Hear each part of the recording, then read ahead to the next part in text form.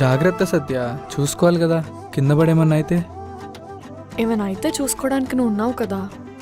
నేనున్నా అని ఎలా పడితే అలా ఉంటావా? అదేం లేదులే, సినిమాకి వెళ్దాం అన్నావు కదా, ఆ హడావిడిలో చూసుకోకుండా స్లిప్ అయ్యా. జుట్లేంది ఇంకా తడిగుంది, తుడుచుకోలేదా? ఇప్పుడు తుడుచుకునే అంత టైం లేదు, సినిమాకి టైం అవుతుంది కదా, వెళ్దాం పదా. జలుబు చేస్తుంది సత్య, నేను తుడుస్తుందా? ఏం వద్దు, పర్లేదు. సత్య ప్లీజ్ నా మాట విను, దా.